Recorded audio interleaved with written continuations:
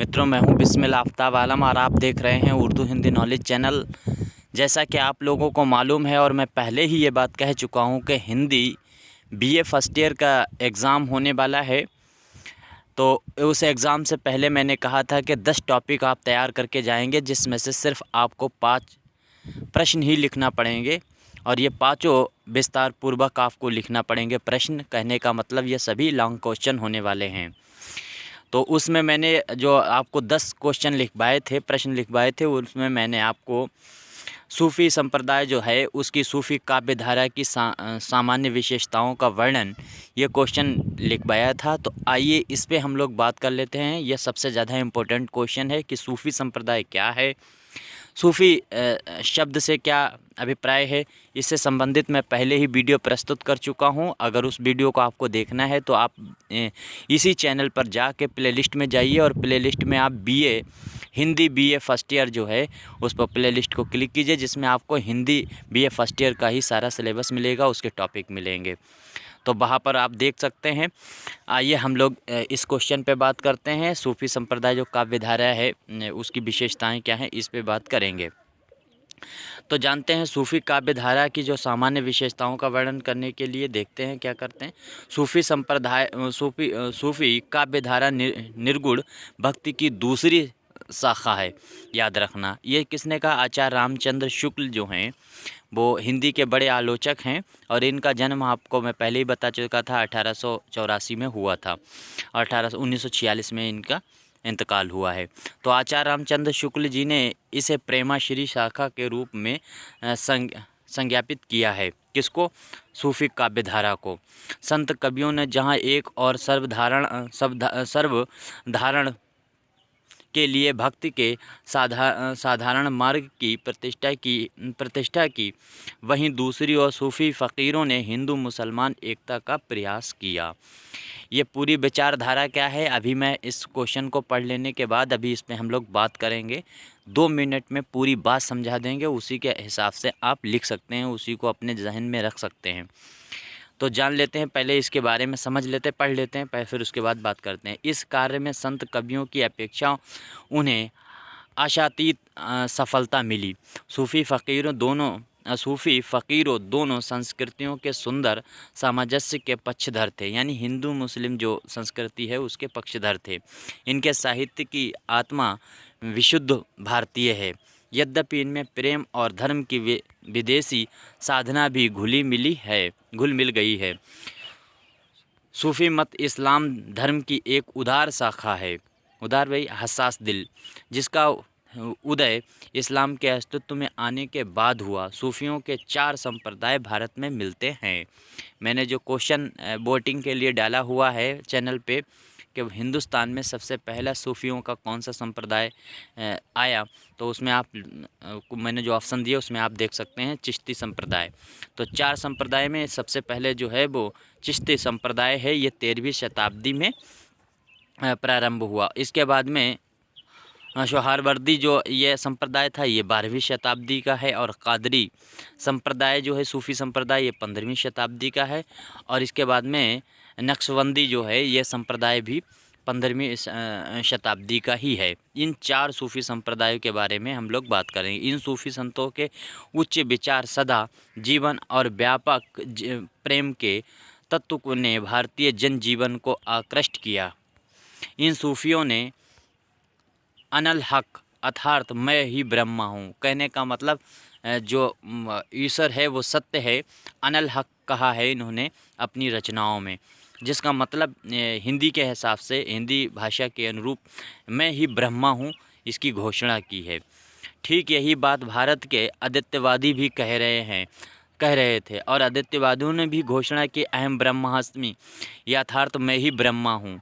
इसके लिए अपने दार्शनिक आधार के कारण सूफ़ी संप्रदाय भी भारतीय भक्ति आंदोलन में परिगणित किए गए। याद रखना, भक्ति आंदोलन जो चला है उसमें सूफ़ी संप्रदाय जो है उर्दू या हिंदी भाषा जो है इसको फैलाने में बहुत बड़ी भूमिका निभाई है सूफ़ी संप्रदाय ने, क्योंकि ये जाकर हर जगह गए हैं खाना बदोश की तरह और इन्होंने अपनी भाषा का खूब प्रचार किया है। जो है लोक कथाओं में। इसके आगे देखते हैं, आधार के कारण सूफी संत भी भक्ति गानों जो हैं गिने जाते हैं। इसके बाद में हिंदी निर्गुण प्रेमाश्री शाखा जो है अर्थात सूफी काव्य धारा ने भक्तिकालीन काव्य को प्रेम दर्शन की नवीन दृष्टि प्रदान की है। इन कवियों का ध्यान मानव जीवन के सर्वांग विकास पर था। सूफियों की मान्यता थी कि मनुष्य हृदय की क्षुद्रताओं को प्रेम ही हटा सकता है। मानव के अंदर जो द्वेष भावनाएं हैं या बुराइयां हैं उनको प्रेम ही हटा सकता है, ये मान्यता है। मानुष प्रेम का जीवन दर्शन ही इन कवियों का एकमात्र उद्देश्य था। इस धारा के सभी मुसलमान सूफी कवियों में धार्मिक संकीर्णता का नामो निशान तक नहीं है। इनका समूचा साहित्य एक व्यापक विश्व बंधुत्व और विश्व दृष्टि की रचनात्मक अभिव्यक्ति है। इनकी दृष्टि में लौकिक प्रेम और ईश्वरीय प्रेम में कोई फर्क नहीं है। इसलिए यह कहना अनुचित होगा कि इस्लाम धर्म के प्रचार के लिए सूफियों ने काव्य लिखे हैं। आचार्य रामचंद्र शुक्ल ने लिखा है कि 100 वर्ष पूर्व कबीर दास हिंदू और मुसलमान दोनों के कट्टरपन को फटकार चुके थे। पंडित और मुल्लाओं की तो नहीं कह सकते, पर साधारण जनता राम और रहीम की एकता मान चुकी थी। साधुओं और फ़कीरों दोनों दीन के लोग आदर और मान की दृष्टि से देखते थे।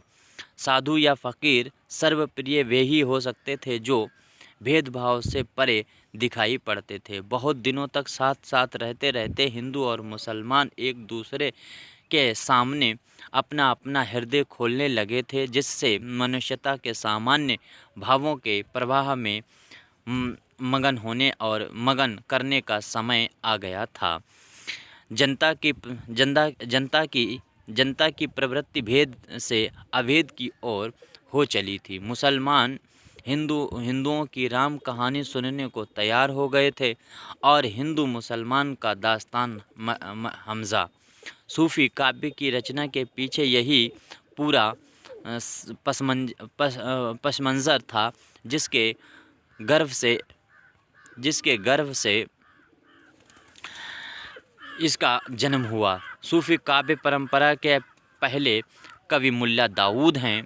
याद रखना, पहले कवि जो हैं सूफी संप्रदाय के जुड़े हुए, जिन्होंने अपनी बाकायदा तौर पर रचना की है जो प्रकाशित हुई, मुल्ला दाऊद हैं। इनकी रचना का नाम है चंदायन प्रेम कथा है, लेकिन प्रेम कथा में जो है लौकिक प्रेम को ईश्वरी प्रेम की तरफ ले जाने की बात कही गई। मैं अभी बात करता हूँ 1379 ईस्वी के चंदायन की भाषा परिकृष्ट अवधि है।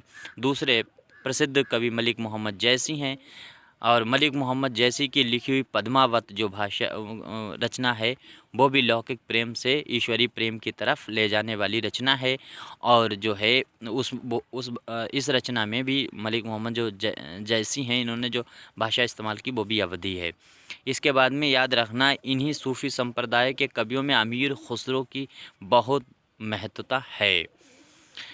इसके बाद इन्हीं सर्वश्रेष्ठ की मान्य रचनाएं जो हैं, इनकी जो रचना की गई हैं, इनकी विशेषताओं पर भी बात कर लें। सांस्कृतिक समन्वय का सूत्रपात, जीवन मूल्यों के रूप में प्रेम की प्रस्तावना, लोक कथाओं का प्रतीकात्मक रूपांतरण और निर्गुण ईश्वर में विश्वास, गुरु पीर की महत्वता की प्रतिपादन और प्रकृति का रागात्मक चित्रण और विरह का अतिशयोक्तिपूर्ण वर्णन, शैतान की अवधारणा, रहस्यवादी चेतना और मसनवी शैली है, याद रखना। अब हम लोग बात करते हैं, अभी एक बार में ससरी नज़र से आप याद रख लीजिए। कहने का मतलब है, इस्लाम धर्म जब पूरी दुनिया में फैलना शुरू हुआ था, तो उस इस्लाम धर्म की जो मान्यता है कि इस्लाम धर्म दया का नाम है, इस्लाम धर्म जो है वो उदारवादी धर्म है, तो ये विचारधारा को फैलाने के लिए सूफ़ी संप्रदायों ने बहुत बड़ा बेड़ा उठाया। दूसरी चीज़ याद रखना कि सूफ़ी संप्रदाय के जो लोग हैं वो, और इस्लाम धर्म के जो दूसरे फ़िरके के लोग हैं, सुन्नी मज़हब के हों, वो सुन्नी मसलक के हों या कोई भी, तो उनकी मान्यता ये है कि हर जगह ईश्वर मौजूद है, हर जगह ईश्वर है, खुदा है। और सूफ़ी संप्रदाय के जो हैं, मुस्लिम मज़हब से जो सूफ़ी फ़कीर हुए हैं, उनकी मान्यता है कि हर चीज़ में ईश्वर है। याद रखना, सूफ़ी संप्रदाय के जो सदस्य हैं, सूफ़ी संप्रदाय की तरफ चलने वाले लोग जो सूफ़ी संप्रदाय के जो हैं, वो उनकी मान्यता है कि हर चीज़ में ईश्वर है, हर जगह हर। और बाकी जो दूसरा मसलक है इस्लाम धर्म में, उनका मानना है कि हर जगह ईश्वर है। तो हर जगह ईश्वर और हर चीज़ में ईश्वर है, बस ये फ़र्क है, याद रखना। इसके बाद में मलिक मोहम्मद जैसी जो हैं, उर्दू में दो तरह से इश्क होता है। एक इश्क होता है इश्क मजाजी, और एक दूसरा होता है इश्क हकीकी। इश्क हकीकी उसे कहते हैं जो डायरेक्ट ईश्वर से मोहब्बत की जाए, और इश्क मजाजी उसे कहते हैं जो दुनियावी मोहब्बत के रास्ते से होकर ईश्वर के मोहब्बत की तरफ ले जाए, इश्क की तरफ से ले जाए। मिसाल के तौर पे हम ऐसी महिमा करें, ऐसी रचनाएं करें जिनमें ऐसा लगे कि यह दुनियावी मोहब्बत है, दुनिया से मोहब्बत करने की बात करें, प्रेमिका से मोहब्बत करने की बात है, लेकिन उसका संकेत ईश्वर से मोहब्बत करने का हो, जो अप्रत्यक्ष रूप से ईश्वर से मोहब्बत जिसमें दिखती हो, वो है सूफ़ी संप्रदाय। इसी तरह से सूफ़ी संप्रदाय में मसनवियाँ बहुत लिखी गईं। हिंदी में मसनवी शैली बहुत ज़्यादा तो प्रचलित नहीं हुई है, लेकिन उर्दू साहित्य जब आप पढ़ेंगे तो उसमें बहुत हैं, चाहे वो कुतुब मुस्तरी हो, या इसके बाद में जो है कदम राव पुदम राव है, मज़हब इश्क है, गुलशन वक़ार है, ये तमाम मसनवियाँ हैं जो सूफ़ी संप्रदाय को ही दर्शाती हैं। या चक्की नामा है, लिखी हुई कविता है, नज़्म है, वो भी मसनवी की शैली में लिखी हुई है, और उसको लिखा था जो है गैसु दराज मुल्ला जो है गैसु दराज ने लिखा था, उनका मुझे नाम पूरा नहीं याद आ रहा। तो इस तरह से ये भाषा शैली जो है मसनवी भाषा शैली का इन्होंने सबसे ज़्यादा इस्तेमाल किया। और मसनवी भाषा शैली वही भाषा शैली है जो काव्य में लिखी जाती है, चाहे वो छंद हो, दोहा हो, रोला सोरठा हो, ये जो शैली में लिखी जाए लंबी कविता, वो है मसनवी शैली। तो उम्मीद करता हूँ आपको पूरी बात समझ में आ गई होगी। इसके बाद में इस पर डिटेल से बात करने से अच्छा है कि आप इसको याद करें, फिर कभी हम सही से इस पर फिर से बात करेंगे। तब तक के लिए धन्यवाद।